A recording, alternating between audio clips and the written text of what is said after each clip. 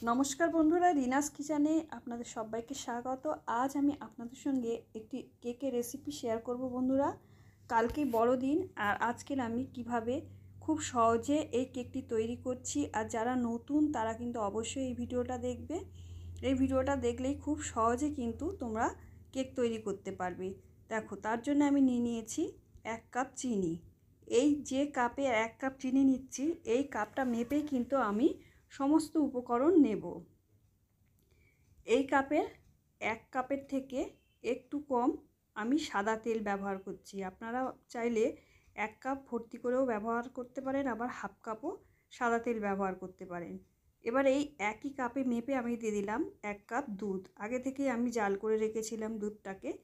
এবারে এই সমস্ত কিছু খুব ভালো করে কিন্তু আমি মিশিয়ে নেব। চিনিটাকে অনেকক্ষণ ধরে একটু গুলে নেব দুধের মধ্যে। আপনারা চাইলে চিনির পাউডারও ব্যবহার করতে পারেন, চিনিটাকে মিক্সিতে পেস্ট করেও ব্যবহার করতে পারেন। এবারে নিয়ে নিচ্ছি 1 কাপ ময়দা। যে কাপে আমি চিনি বা দুধ নিয়েছি সেই কাপের 1 কাপ ময়দা নিয়েছি। ময়দাটাকে একটু চেলে নেব। একই সঙ্গে আমি দিয়ে দিলাম 1 চামচ বেকিং সোডা, হাফ চামচ বেকিং সোডা আর 1 চামচ বেকিং পাউডার। বেকিং সোডা আর বেকিং পাউডার আমি দুটোই কিন্তু ব্যবহার করেছি। আর দিয়ে দিলাম 10 টাকা প্যাকেটের 1 প্যাকেট গুঁড়ো দুধ। গুঁড়ো দুধটা দিলে বন্ধুরা কেকটা কিন্তু দারুণ টেস্টি হবে, খেতে দুর্দান্ত লাগবে। এবার দিয়ে দিলাম স্বাদ অনুসারে লবণ। লবণটা দিয়ে খুব ভালো করে কিন্তু সমস্ত উপকরণগুলো একসাথে ভালো করে মিশিয়ে নিতে হবে। ঠিক এই মাপে সমস্ত কিছু নেবে, তাহলে কিন্তু কেকটা একদম সঠিক তৈরি হবে, খুব সুন্দরভাবে তৈরি হবে আর ভীষণই টেস্টি হবে কেকটা। আপনারা একবার বানিয়ে খেলে বুঝতে পারবেন যে টেস্টটা কতটা স্বাদ হবে। এবারে দিয়ে দিচ্ছি 1 চামচ ভ্যানিলা এসেন্স। আপনারা চাইলে কোকো পাউডার ব্যবহার করতে পারেন বা চকলেটের গুঁড়ো ব্যবহার করতে পারেন। আপনাদের পছন্দ মতন ফ্লেভারটা এর মধ্যে দিতে পারেন। দিয়ে ভ্যানিলা এসেন্স দিয়ে আমি আবারও ভালো করে মিশিয়ে নেব। খুব সুন্দর করে কিন্তু এটাকে ফেটিয়ে নিতে হবে। যত ভালো করে ফেটানো হবে কেকটা কিন্তু ততই স্পঞ্জি আর ততই ফুলবে আর ততই সুন্দরভাবে তৈরি হবে। দেখতেই পাচ্ছেন ব্যাটারটাকে কিভাবে আমি ফেটিয়ে নিচ্ছি। একটু সময় নিয়ে, বেশ খানিকটা সময় নিয়ে কিন্তু খুব সুন্দর করে ব্যাটারটাকে এইভাবে ফেটিয়ে নিতে হবে। আর সমস্ত কিছু ময়দা আর বেকিং সোডা বা বেকিং পাউডার আমি যেভাবে হিসেব করে নিয়েছি, এই একই হিসেবে কিন্তু নিলে কেকটা একদম পারফেক্ট রেডি হবে। তো ব্যাটারটা আমার গোলা হয়ে গেছে। এবারে আমি কিছু ড্রাই ফ্রুটস নিয়ে নিয়েছি।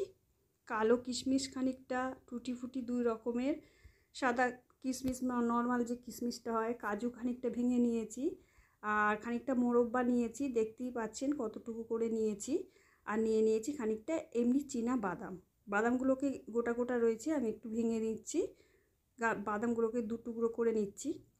এইভাবে কিছু ড্রাই ফ্রুটস আমি নিয়ে নিয়েছি আর এর মধ্যে খানিকটা ময়দা ছড়িয়ে দিচ্ছি, যাতে এই ড্রাই ফ্রুটসগুলো কেকের মধ্যে ব্যবহার করলে একদম তলায় না পড়ে যায়। এগুলো কিন্তু সব দিকে ছড়িয়ে সমানভাবে থাকবে এইভাবে একটু ময়দা মাখিয়ে নিলে। অবশ্যই এইভাবে একটু ময়দা মাখিয়ে নেবেন যদি ড্রাই ফ্রুটস ব্যবহার করেন। আর যদি না ব্যবহার করেন তাহলে কিন্তু যে উপকরণগুলো নিয়েছি সেইগুলোই কিন্তু দিলে হবে। এবারে যে পাত্রে আমি কেকটা তৈরি করব তার মধ্যে ভালো করে সাদা অয়েল মিশিয়ে নিচ্ছি। আমি কিন্তু ব্যাটারের মধ্যে কোনো ডিম ব্যবহার করিনি, এটা কিন্তু ডিম ছাড়াই কেকটা তৈরি করব। আর খেতে কিন্তু দুর্দান্ত হবে বন্ধুরা। আপনারা অবশ্যই এইভাবে একবার কেকটা বানিয়ে দেখবেন। ডিম ছাড়া যে এত টেস্টি, এত সুন্দর কেক হয় আপনারা ভাবতেই পারবেন না। এবারে ভালো করে তেল মাখিয়ে নিয়েছি আর ওপর থেকে কিন্তু ময়দা ছড়িয়ে দিচ্ছি। ময়দাটা ছড়িয়ে কিন্তু হাত দিয়ে ঘষা যাবে না, খালি ওপর থেকে ছড়িয়ে দিতে হবে হালকা হালকা করে, যাতে পুরো পাত্রটার মধ্যে ময়দাটা ভালো মতন কোট হয়ে যায়। আর আপনারা চাইলে বাটার পেপারও ব্যবহার করতে পারেন। যারা নতুন কেক বানাবে তারা কিন্তু বাটার পেপার ব্যবহার করবে, এইভাবে ময়দা ছড়াবে না। আর বাটার পেপার বা ময়দা না ছড়িয়েও শুধু ভালো করে তেল দিলেও কেকটা হবে। এইভাবে আমি ভালো করে ময়দা দিয়ে হালকা করে, দেখতেই পাচ্ছেন, এইভাবে কোট করে নিব। পাত্রটা আমার রেডি হয়ে গেছে। এবারে যে কেকের ব্যাটারটা আমি রেডি করেছিলাম তার মধ্যে ড্রাই ফ্রুটসগুলো দিয়ে দেবো। দিয়ে ভালো করে আমি মিশিয়ে নেব। আপনাদের কাছে যদি এই সমস্ত ড্রাই ফ্রুটস না থাকে, যদি কাজু কিশমিশ থাকে বা বাদাম থাকে, যেটা থাকবে সেটাই কিন্তু ব্যবহার করতে পারেন। আর যদি না থাকে তাহলে না দিলেও কিন্তু কেকটা তাতেও কিন্তু দুর্দান্ত হবে খেতে, দারুণ টেস্টি হবে। এইভাবে একবার বানিয়ে দেখবেন। এবারে সমস্ত ব্যাটারটা আমি যে পাত্রটা রেডি করেছিলাম তার মধ্যে ঢেলে দিলাম। দেখুন বন্ধুরা, ঠিক এই রকম গাঢ়ত্ব হবে, এর থেকে না পাতলা হয় না মোটা হয়, এই রকম কিন্তু পাতলা একদমই যেন না হয়। পাতলা হলে কিন্তু কেকটা ভালো হবে না। ঠিক এই একই মাপের যেগুলো আমি যেভাবে মেপে নিয়েছি, দুধ, চিনি বা ময়দা, সে এই একই মাপ ফলো করলে কিন্তু একদম সঠিকভাবে কেকটা তৈরি করতে পারবে। যারা নতুন তারা কিন্তু খুব সহজেই তৈরি করে নিতে পারবে এইরকমভাবে কেক। এবার একটা প্রেশার কুকার বসিয়ে দিয়েছি। প্রেশার কুকারটা কিন্তু আগে থেকেই গরম করে নিয়েছি, আর ওর মধ্যে একটা স্ট্যান্ড বসিয়ে এই কেকের পাত্রটা আমি বসিয়ে দিলাম।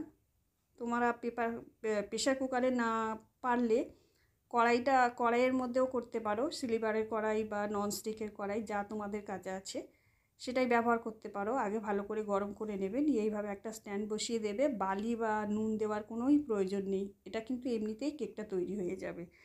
আর প্রেশার কুকারের সিটি আর গালারটা আমি খুলে ঢাকা দিয়ে দেখো 30 মিনিট আমি লো ফ্লেমে কেকটাকে তৈরি করেছি। 30 মিনিটে দেখো সামান্য একটু রয়েছে, ও তো কোনো অসুবিধা হবে না। কিছুক্ষণ ঠান্ডা করে নিলেই কেকটা একদম রেডি হয়ে যাবে। খুব বেশি সময় কিন্তু রাখা যাবে না প্রেশার কুকারে। 30 থেকে 35 মিনিটের মধ্যে কিন্তু কেকটা একদম তৈরি হয়ে যাবে। দেখতেই পাচ্ছ কতটা সুন্দর নরম স্পঞ্জি তুলতুলে কেক তৈরি হয়েছে। আর ভিডিওটা ভালো লাগলে বন্ধুরা অবশ্যই লাইক করবেন, আর বন্ধুদের মধ্যে অনেক অনেক শেয়ার করবেন, আর চ্যানেলটা সাবস্ক্রাইব করে পাশে থাকবেন।